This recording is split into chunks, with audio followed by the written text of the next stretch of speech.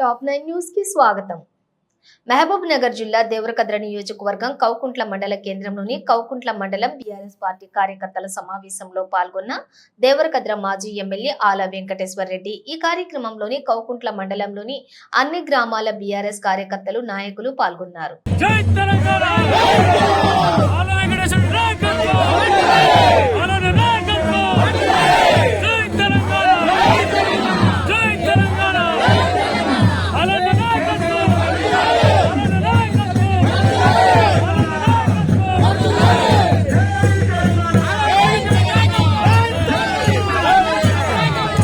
దయచేసి ఇక్కడ ఉన్న కార్యకర్తలు అందరూ దయచేసి సభాపక్షాల దగ్గరికి రప్పించగా కోరుకుంటున్నాం.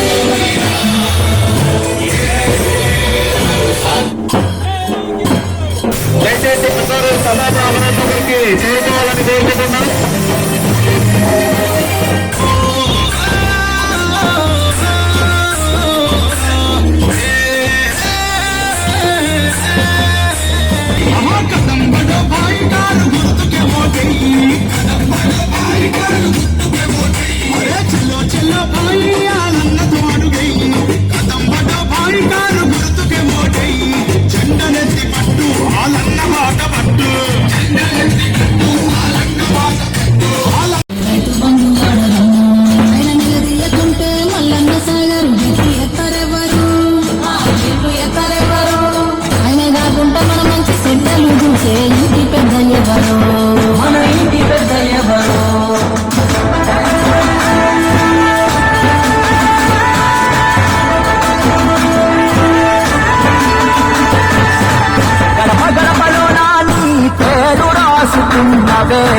అడుపులోన పెట్టుకొని మమ్మున చూసుకున్నవే మాకెంత గోస వచ్చే ఏదోటి జయవే.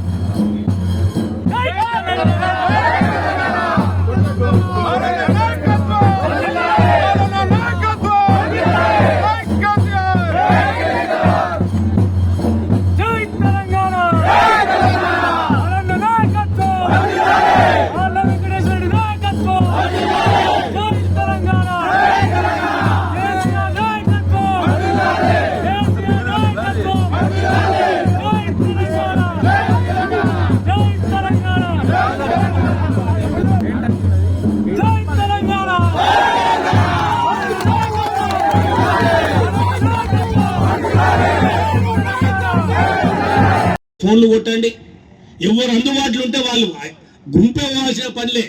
వాళ్ళకి ఇబ్బంది జరిగింది మనకు హాస్టల్కి పోవాలన్నా కూడా ఎవరు అందుబాటులో ఉంటే అందుబాటులో పోయే ప్రయత్నం చేయండి. ఇప్పుడు మేము సంవత్సరం అయింది ఓడిపోయి, అయినా కూడా రోజు ఎందుకు తిరుగుతున్నాం? కార్యకర్తలకు ధైర్యం ఇవ్వాలని.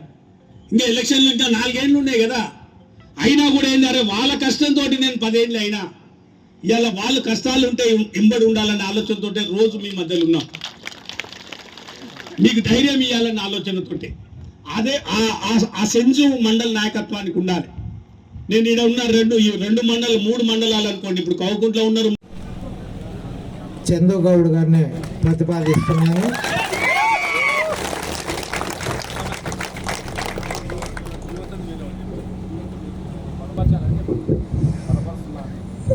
కౌకుంట్ల నూతన మండల కౌకుంట్ల అధ్యక్షులుగా అందరి అభిప్రాయంతో, అన్ని గ్రామాల కార్యకర్తల అభిప్రాయంతో చందుగౌడ బ్రదర్ సోదరుని ఎన్నుకోవడం జరిగింది.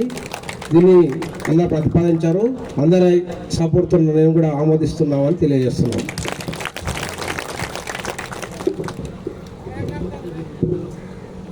Okay, thank you. 12 గ్రామాలు ఉన్నా కూడా అందరూ పెద్ద మనసుతోటి అందరూ ఒకటే మాట మీద సీనియర్ నాయకులు చందుగౌడ్ గారిని మండల పార్టీ అధ్యక్షులుగా అందరి సమ్మతితోటి ఎన్నుకుంటా ఉన్నాం. మీ అందరూ కూడా సపోర్ట్లతోటి అందరికీ ఓకే అన్నట్టు సపోర్ట్లతోటి తెలియజేయాల్సిందిగా కోరుకుంటూ మరొకసారి చందుకు శుభాకాంక్షలు తెలియజేసుకుంటూ బాధ్యత చాలా ఉంటుంది. జాగ్రత్తగా మండల పార్టీని గొప్పగా ముందరికి తీసుకెళ్లే క్రమంలో పనిచేయాల్సిందిగా కోరుకుంటూ జై తెలంగాణ. అందరికి నమస్కారం. యూత్ మండల అధ్యక్షుడిగా రాఘవేంద్ర రెడ్డి గారిని ప్రపోజ్ చేస్తున్నాము. Anand vice president Vamshi village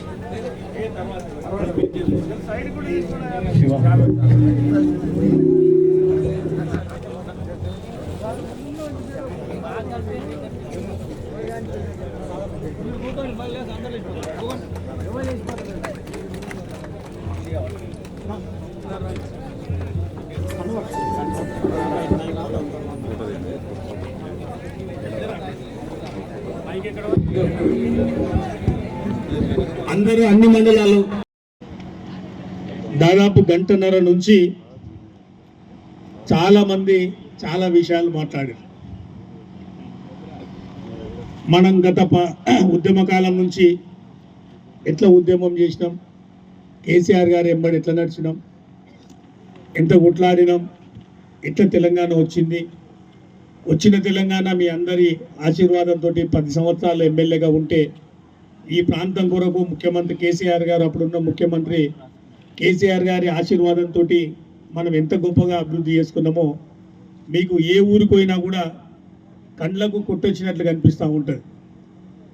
సరే, మొన్న జరిగిన సంవత్సరం క్రితం జరిగిన ఎలక్షన్లో కొద్దిగా ఏ మారుపాటుతోటి ఇంత పని చేసినాం మనం గెలిపారా అని వేదిక మీద ఉన్న వాళ్ళు అనుకున్నారు. ఏ ఊరికైనా వందల మంది మనెంబడి నడిచేటానికి ఊర్లో ఉన్న వాళ్ళు కూడా ఊరు మొత్తం మనెంబడుందని మీరు అనుకున్నారు.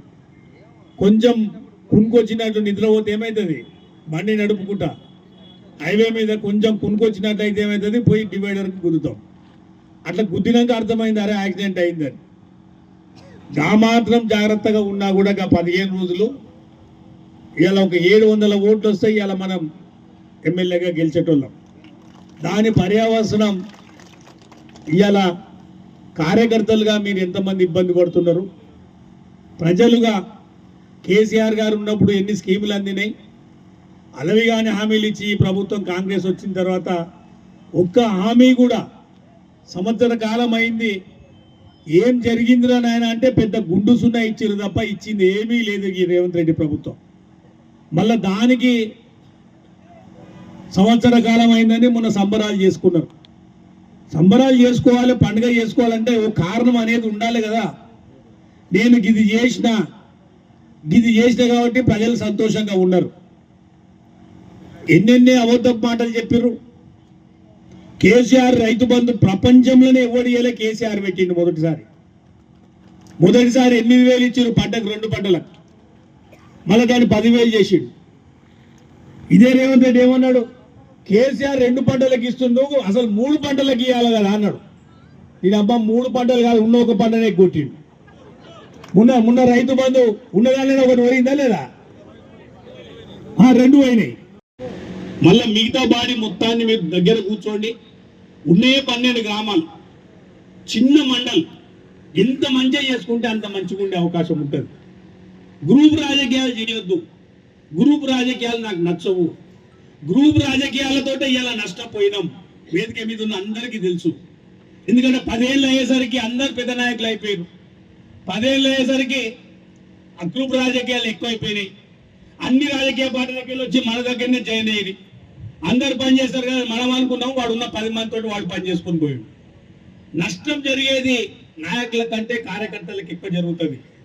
నష్టం జరిగేది ప్రజలకు జరుగుతుంది. ఇంతకుముందు సీన్ అన్నట్లు ఒక కార్యకర్తకి ఇబ్బంది జరిగితే మండల నాయకత్వం మొత్తం పోవాలి. నాకు జరిగింది అనుకోవద్దు. మనకి దాని పేరు మీద కూడా కేసు అయింది. ఎంతున్నాడు, చిన్నగా ఉన్నాడు, దాని మీద కూడా కేసు అయి బెయిల్ తీసుకొని రావాల్సి వచ్చింది. ఏంది ఇంత వాట్సాప్లో పెడితే. నేను ఇట్లా మందాపూర్లో చెప్పిన, ఊరికే పోలీసు వాళ్ళు పిలుస్తున్నారు అంటే మండలంలో చెప్పినారా మీరు అందరూ ఓటరా నాయన. 140 మంది పోయారు ఒకటే రోజు. పెట్టుకోరా నాయన, ఎంతమంది మీద పెట్టుకుంటూ వాళ్ళు ఆ రోజు నుంచి పిలవకుండా అయింది. మొన్న ముసాపేటలకు ఎట్లా అయింది. మొన్న మీ సీసీ కుంటలో కూడా ఎంత బ్రహ్మాండంగా 400-500 మందితోటి ఎంత బ్రహ్మాండంగా చేసిరు. అట్లా 1-2 సార్లు మీరు ఓండి, ఆటోమేటిక్గా అవతలోడు అరే నెత్తినొప్పి ఎందుకు రా నాయన కామ్ అయ్యే ప్రయత్నం చేస్తాడు. వేదిక మీద ఉన్న నాయకుల బాధ్యత, నా బాధ్యత ఊర్లో ఉన్న కార్యకర్తలను కాపాడుకోవాలి. వాడికి ఇబ్బంది వచ్చింది, ఈ 3 ఏళ్ళు కాపాడండి, ఆటోమేటిక్గా మన గవర్నమెంట్ వస్తుంది. ఒక్కసారి కేసీఆర్ వచ్చిందంటే మళ్ళీ ఈసారి 15-20 ఏళ్ళు దిగే పరిస్థితి ఉండదు. ప్రజలకు కూడా అర్థమైపోయింది కేసీఆర్ గారు ఉంటే ఎట్లుండే, కేసీఆర్ లేకపోతే ఎట్లుంది. సంవత్సర కాలంలోనే ఎప్పుడైనా ఒక కొత్త ప్రభుత్వం ఏర్పడితే 3-4 ఏళ్లకు వాళ్ళ మీద విరక్తి ఉంటుంది. కానీ ఇప్పుడు ఉన్న ప్రభుత్వానికి సంవత్సర కాలంలోనే వాళ్ళ మీద విరక్తి కొట్టింది. ఏ ఊరికి పోయినా, ఏ ఆడబిడ్డని అడిగినా మనం ఏం చేయాల్సిన పనిలే, ఊర్లో పోయి ఆడవాళ్ళు కలిస్తే అడగాలి, అక్క వచ్చినా 2500 అంటే చాలు. వాళ్ళు ఎన్ని తిట్టు తిడతారో వాళ్ళు మీకే అర్థమవుతుంది. ముసలోళ్ళు కనిపిస్తే అడగాల, తాత వచ్చినాయి 4000 అని. రాజ్యంగా పాలిస్తున్నారు. అంటే కేసులు ఉద్యమంలో పనిచేసిన వాళ్ళం కాబట్టి కేసులకు భయపడాల్సిన పనిలే. కేసీఆర్ అట్లా అనుకునితే 2001 నుంచి 14 వరకు కొట్లాడకునింటే తెలంగాణ వచ్చేదా? తెలంగాణ రాకునింటే, మీ ఆశీర్వాదంతో నేను ఎమ్మెల్యే కాకునింటే, కేసీఆర్ ముఖ్యమంత్రి కాకుంటే ఇలా తెలంగాణ గింత అభివృద్ధి చెందేదా? గది మనం ఆలోచన చేయాలి. అంటే అర్థం కాలేదు, రోజులు కాకుండా అంతే. మా గతంలో ఉన్నటువంటి ప్రభుత్వంలో, మన ప్రభుత్వంలో ఉన్నటువంటి మంత్రివర్గ సహచరులతో సన్నిహితంగా ఉండి మరి మండలాన్ని ఏర్పాటు చేయడం జరిగింది. మరి మండలం ఏర్పాటు చేసే క్రమంలో చెప్పింది కొంతమంది ప్రతిపక్ష నాయకులు, అన్న మండలం ఏర్పాటు చేస్తే మీకు శాసనసభ ఎన్నికల్లో మేము ఎంపడి ఉంటామని చెప్పి. కానీ చెప్పడం మాత్రం ఉంది, కానీ స్పందించవలసి వస్తుంది. మరి ఏది ఏమైనా కూడా మండలం ఏర్పాటు చేసుకున్నాం. సంవత్సరం మండలం అయిన తర్వాత 1 సంవత్సరం పాలన ఉండే, ఆ పాలన కూడా మనం చెక్ డ్యామ్ కాడ 2 కిలోమీటర్ల నీళ్ళు ఆగినాయి. అట్లా 30 చెక్ డ్యాంల కాడ మొత్తం 60 కిలోమీటర్లు వాగును ఇలా నదిలాగా మార్చినాం కేసీఆర్ గారి ఆశీర్వాదంతో. వాగును ఇలా నదిలాగా మార్చినాం మనం. దాని ఎఫెక్టే ఇలా 2 పంటలకు ఇలా బ్రహ్మాండంగా నీళ్ళు వస్తున్నాయి. సరే, ఇంత చేసినాక కూడా ఎందుకు ప్రజలు మనల్ని వద్దనుకున్నారు? గది మనం ఆలోచన చేయాలి. 7 లోపం జరిగినది మన పనిలోనా లేదా మన ప్రచారంలోనా? మనం ఏం చేసినాం? ఇంతసేపు పని ఇంతకుముందు హర్ష చెప్తుండే, నేను 55 కోట్ల బ్రిడ్జి చేసి 18 నెలలు కంప్లీట్ చేసి మేము పలక పెట్టుకోలే. ఏంది మాకు దాన్ని దాసనే లేదు. మాకు పని కావాలని ఉరుకులాడించి కాంట్రాక్టర్ డిపార్ట్మెంట్ పోయిన ఉద్దాలప్పుడు ఓపెన్ చేసినాం. మళ్ళా నాకు మొన్న కరెక్ట్ ఓపెన్ చేసే రోజు నాకు ఒక పెద్ద మనిషి ఫోన్ చేసిండు, పేరు ఎందుకు చెప్పాలి కానీ 70 ఏళ్ళ ముసలాయన ఫోన్ చేసిండు కోపం మీద చేసి, ఏం పెద్ద మనిషి అంటే, అది కాదు సార్, ఈ కొడుకు ఇట్లా రోసం లేని కొడుకు ఎట్లా పెడతాడు అంటాడు. ఏమైంది చెప్పే అంటే, నీకు తెలియదా ఇంకా అంటాడు. నాకు తెలియదే పెద్ద మనిషి అన్న, నేను కుటుంబ జాతరకు వచ్చిన ఆటోలో పోతున్నా, ఈ కొడుకు ఇక పలక ఎట్లా పెడతాడు సార్, చేసింది నువ్వు కదా అంటే నేను కూడా అన్న మళ్ళీ రోజు. నిజంగానే 55 కోట్లు, రూపాయి కాదు 2 రూపాయలు కాదు. దానికి ఏం చేసిరు? ముందల ఊర్ల గీ నుంచి గాడి వరకు సీసీ రోడ్ వేసి పలక పెట్టుకొని, ఎవడనగా సీసీ రోడ్ ఎన్ని పైసలు గది పెట్టుకోవాలి కదా. 55 కోట్లది ఎట్లా పెట్టుకుంటాడే? నేనన్నా, ఎవరికి ఉన్నా లేకున్నా ఆ పలక పెట్టి పరద గుంజుతారు కదా, ఆ పరద గుంజేటప్పుడన్నా మనకి శరం ఉండాలి కదా అన్న. నేను శరం అనిపించాలి కదా అంటున్నా. ఇంకా 1000 కోట్లు తెచ్చి శాతమైతే 1000 కోట్లు తెచ్చి ఇంకా పలకలు పెట్టుకో. ఎమ్మెల్యే నెలకే ఓ రోజు చూసినా గౌరవ కాడ చెక్ డ్యామ్ కట్టినా 6 కోట్లతో. ఆ ఊరు చిన్న ఊరు, దానికి 1,80,00,000తో బ్రిడ్జి కట్టినాం. ఎలక్షన్లు అయినా 10 రోజులకే ఊళ్ళో కొట్టిరు దాన్ని. నేను చెప్పిన, అరే కూల కొడితే మరి బ్రిడ్జ్ ఊళ్ళో కొట్టరా, నేను పలకెందుకు ఊళ్ళో కొట్టినాం, నీకు శాతం అయితే మరి. అట్లా మేము ఊళ్ళో కొట్టాలనుకుంటే, నేను 10 ఏళ్ళు ఎమ్మెల్యేగా ఉన్నప్పుడు ఎన్ని ఊళ్ళో కొట్టాలి? నాకంటే ముందు ఉన్న వాళ్ళు ఎమ్మెల్యేలు పనిచేయలేదా? చేసేది కదా వాళ్ళ శాతమైనా కానీ.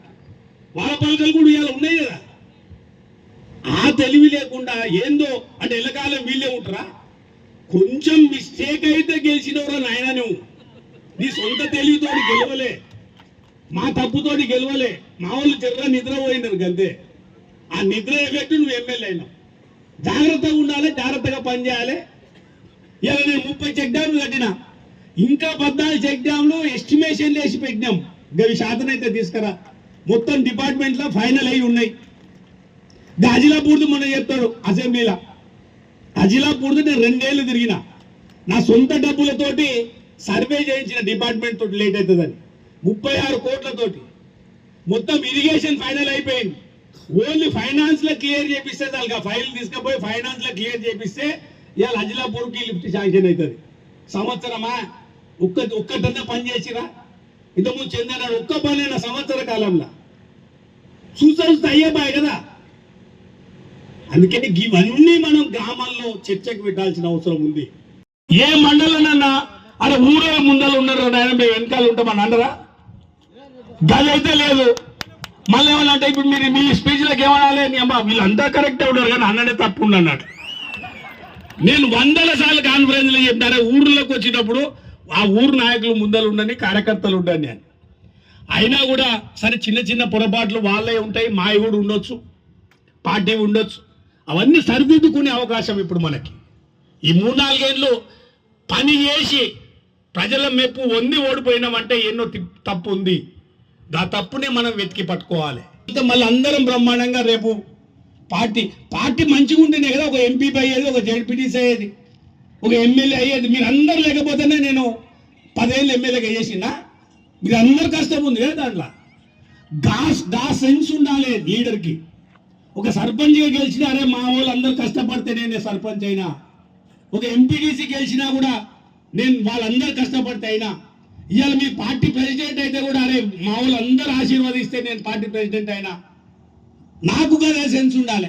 అరే ఎమ్మెల్యేగా 10 ఏళ్ళు చేసిన, ఉద్యమ కాలం నుంచి ఉన్న మా నాయకత్వం మొత్తం కష్టపడితేనే కేసీఆర్ గారి ఆశీర్వాదం, ప్రజల ఆశీర్వాదం, మా నాయకుల కష్టంతో 10 ఏళ్ళు ఎమ్మెల్యేగా ఉన్నా అన్నది నాకు ఆ సోయి ఉండాలి. ఎవరంతకు వాళ్ళకు ఆ సోయి ఉన్నప్పుడు బ్రహ్మాండంగా పార్టీ నాయకులను, కార్యకర్తలను కాపాడుకుంటాం. ఎవ్వరు గొప్ప కాదు, పార్టీ గొప్ప. ఎప్పుడు కూడా పార్టీ కిందనే అందరం ఉంటాం. వ్యక్తిగతంగా ఎవరు పెద్ద కాదు. పార్టీ లేకపోతే ఎవరు పనికిరాడు. ఇలా కొంతమంది పోయి పార్టీ మారినోళ్ళు, వాళ్ళ పరిస్థితి ఏందో మీకు అర్థమైంది ఆల్రెడీ. అటువంటి వాళ్ళ గురించి మనం ఆలోచన చేయాల్సిన పనిలే. జిద్దు మీద ఉండండి. కొత్త మండల్ మిగతా మండలానికి ఆదర్శంగా ఉండేటట్లు మీరు తయారు చేసుకోండి. రేపు లోకల్ బాడీలో 100% అన్ని విజయం సాధించాలని మీ అందరికీ కోరుకుంటూ, అటువంటి 420 హామీలు ఇచ్చిండు. మంచిగా లెక్క పెట్టింది. ఇంట్లో ఏమేంటివి కూసబెట్టి వాళ్ళు ఏం అంటే ప్రచారం గదే గ్రౌండ్ వరకే చేయాలి. మనం స్పీచ్లు ఇచ్చినంత మాత్రాన ప్రజలు మారుతారని కాదు. ఇంటింటి కాడికి పోయి మనం ఎట్లా మోటివేట్ చేస్తాము, ఎట్లా మనం వాళ్ళని అడుగుతాము, మనం ఏం చేసామో గది చెప్పాలి, రేపు ఏం చేస్తామో గది చెప్పాలి. గట్ల ఓట్లు తెచ్చుకోవాలి. రాని ఓట్లు తెచ్చుకోవడమే నాయకుని లక్షణం. అది వాళ్ళకి మంచి లెక్కలు చెప్పి గాయాన్ని గాడిచ్చిండు. ఏం చెప్పాడు?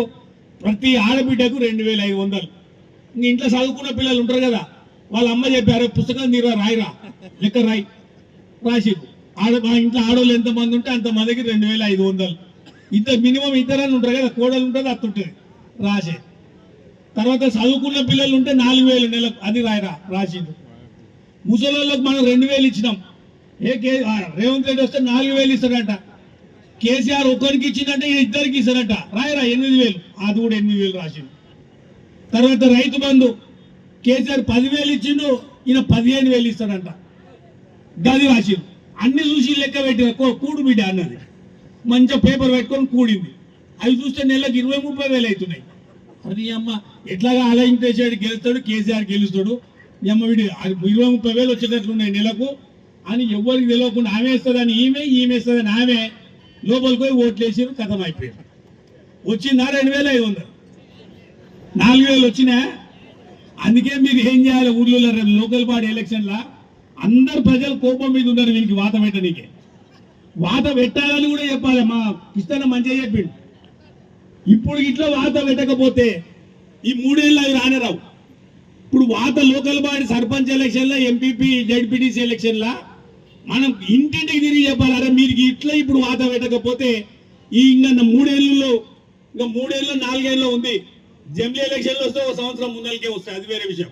సరే 4 ఏళ్ళు ఉంది అనుకుందాం. ఈ 4 ఏళ్ళ వాడు ఒక్కడు కూడా ఇయ్యరా నాయన మళ్ళీ గడ్డకెక్కితే, ఒకవేళ నువ్వు వాత పెడితేనే అంతో ఇంత శరం వస్తుంది, అరే ప్రజలు తెలివిగా ఉన్నారు, వాళ్ళకు మాట ఇచ్చి ఇవ్వకపోతే వాత పెడతారని ఓడగొడతారని అలా భయం వస్తుంది. అందుకని మన సర్పంచ్లను గెలిపియాలి, ఎంపీపీ జెడ్పీటీసీలు ఎంపీటీసీలను గెలిపియాలని మనం చెప్పాలి. అది చెప్పాలంటే నేను మీ అందరిని కోరేది ఒకటి, ఇలా కమిటీ ఎందుకు వేస్తున్నాం? ఇలా మనం 200 మంది కార్యకర్తలు ఉండి సాధించలేంది వాడు 10 మందితో ఎట్లా సాధించిండు? ఏడ ఉన్నది లోపం, ఏడున్నది? 10 ఏళ్ళు మనం పని చేసినాం, ఎవడు వస్తే వానికి సాయం చేసినాం, డెవలప్మెంట్ చేసినాం. 10 ఏళ్ళు మాకు 10 రోజుల్లాగా గడిచిపోయినాయి. అంత నిరంతరం తిరుగుతుంటే మేము, నాతో పాటు వేదిక మీద ఉన్న నాయకులు కూడా, అరే తెలంగాణ కొట్లాడి తెచ్చుకున్నాం, కేసీఆర్ గారు ముఖ్యమంత్రిగా ఉన్నారు, ఆయన ఆశీర్వాదంతో ఇంకా మంచి చేయాలి, ఇంకా మంచి చేయాలన్న ఆలోచనతో ఇప్పుడు నాకంటే ముందు ఎన్ని ఏళ్ల నుంచి వాగులు ఉన్నాయి కదా, నాకంటే ముందు ఎంతమంది ఎమ్మెల్యేలు ఉన్నాయి, ఒక్కనికన్నా ఒక్క చెక్ డ్యామ్ కట్టడానికి ఆలోచన వచ్చినదా? మా ఏమనే నీళ్ళు ఎక్కువ పరిశాన్ అవుతారు వాళ్ళ ఊర్లో. ఒకప్పుడు 300-400 ఫీట్లు బోర్లు వేస్తే పడని పరిస్థితిలో ఇవాళ నువ్వు 100 ఫీట్లు దాటితే నీళ్ళు ఎట్లా వస్తున్నాయి? గ్రౌండ్ వాటర్ ఎట్లా పెరిగింది? దాని వెనకాల ఎంత ఆలోచన ఉన్నది? మరి ఇంతకుముందు ఉన్న లేకుండా ఎమ్మెల్యేలు వాగం మేము వచ్చినాక వచ్చిందా, తెలంగాణ వచ్చినాక వచ్చిందా? బాగా ఎన్ని ఏళ్ల నుంచి పుట్టింది కదా. ఒక ఆలోచన చేసి ముఖ్యమంత్రి గారిని, కేసీఆర్ గారిని ఒప్పించి ఇలా 30 చెక్ డ్యాములు కడితే ఈ సంవత్సర కాలంలో ఏం చేసింది తెలంగాణ రాష్ట్రానికి, ఏం చేసిరు పాలమూరు జిల్లా కంటే ఒక పెద్ద గుండు సున్నారు. ఎన్నో హామీలు దేశంలో ఏ ముఖ్యమంత్రి, ఏ రాజకీయ నాయకుడు చెయ్యనటువంటి గొప్ప గొప్ప హామీలు ఇచ్చి, 6 గ్యారెంటీల పేరు మీద 13 హామీలు ఇచ్చి దాదాపు 420 నిజంగా హామీలు ఏ ఒక్కటి కూడా అమలు చేయకుండా ఇప్పటికీ అన్ని చేసిన వాళ్ళు మళ్ళీ బయట ప్రచారం చేస్తారు. మొన్న హర్యానా ఎలక్షన్లో కానీ, అదేవిధంగా మహారాష్ట్ర ఎలక్షన్లో పెద్ద పెద్ద అడ్వర్టైజ్మెంట్లు ఇచ్చారు, ఫ్లెక్సీలు వేయించుకున్నారు ఆడ. ఆ ఎన్నికల సందర్భంగా తెలంగాణలో మొత్తం 40 లక్షల మంది రుణం మాఫీ చేసినాం. అయ్యిందా? ఏ ఊర్లోనన్నా, ఏ ఊరికన్నా పోయి అడుగుదాం. ఇయ్యాలడికి 40% మించి రుణమాఫీ కాలే. కేసీఆర్ ఇచ్చిన రైతు బందే ఒక టర్మ్ ఎగ్గొట్టిండు. రైతు భరోసా ఊసే లేదు, 2500 మహిళలకు ఇచ్చేది లేదు, ముసలోళ్ళకి ఇచ్చే 4000 లేదు, అదేవిధంగా నిరుద్యోగులకు ఇచ్చే 4000 లేదు. ఏది లేకపోగా మళ్ళా బ్రహ్మాండంగా అబద్ధాలు చెప్తా ఉన్నాం. మొట్టమొదటి అసెంబ్లీలో శ్వేతపత్రం మంది విడుదల చేశారు. దాంట్లో ప్రజలను మభ్యపెట్టే ప్రయత్నం చేశారు. ఏమని? కేసీఆర్ ఉన్నన్ని రోజులు 10 ఏళ్ళలో 7 లక్షల కోట్ల అప్పు చేసినాం. మొన్న ఆర్బీఐ రిపోర్ట్ ఇచ్చింది, యాక్చువల్గా 4 లక్షల కోట్లు 10 ఏళ్ల కాలంలో. కానీ కేసీఆర్ 4 లక్షల కోట్లు ఖర్చు చేస్తే ఓ కాళేశ్వరం కట్టిండు, ఓ పాలమూరు రంగారెడ్డి కట్టిండు, ఒక మిషన్ భగీరథ కట్టిండు, గ్రామ పంచాయతీలు కట్టినాం, రోడ్లు వేసినాం, బ్రిడ్జీలు వేసినాం. దేశంలో ఏ రాష్ట్రంలోనే మిషన్ భగీరథ లాంటి పథకం ఉందా? మేము ఇన్ని చేసినాం. ఇవాళ ఈ కాంగ్రెస్ ప్రభుత్వం వచ్చి సంవత్సరం అయింది, ఇవాళకి 1,25,000 కోట్ల అప్పు చేసి 1,25,000 కోట్లలో ఒక్కటన్నా ఒక పని చేసి రాని అడుగుతున్నాం. మేము ప్రజలకు ఇచ్చిన హామీలు ఒక్కటన్నా నెరవేరిందా? లేదు ఒక పెద్ద ప్రాజెక్ట్ అన్నా కట్టిర్రా? ఏది లేకపోగా 1,25,000 కోట్లు అంటే ఇలా 5 ఏళ్ళలో దాదాపు 6.5 లక్షల కోట్లు అప్పు చేయడానికి రెడీ అవుతున్నారు. వాళ్ళకి ప్రజలకి మంచి చేయాలన్న ఆలోచన లేదు, ఏ విధంగా దోసుకోవాలన్న ఆలోచనదే తప్ప ఇలా 1,25,000 కోట్లు అప్పు తెస్తే ఇలా ఒక్క పని ఈ తెలంగాణలో జరగాలి. ఎంతసేపు కేసీఆర్ గారిని తిట్టడం, 10 ఏళ్ళ బీఆర్ఎస్ పార్టీ పాలన తిట్టడమే కాదు. మీకు ఒక మంచి అవకాశం వచ్చింది, జిల్లా నుంచి ఇంకా ముఖ్యమంత్రిగా అయ్యారు, ఇంకా ఈ జిల్లాకు గొప్పగా ఏం చేయాలన్న ఆలోచన చేయాలని నేను ముఖ్యమంత్రి గారిని డిమాండ్ చేస్తూ ఉన్నా, కోరుతా ఉన్నా.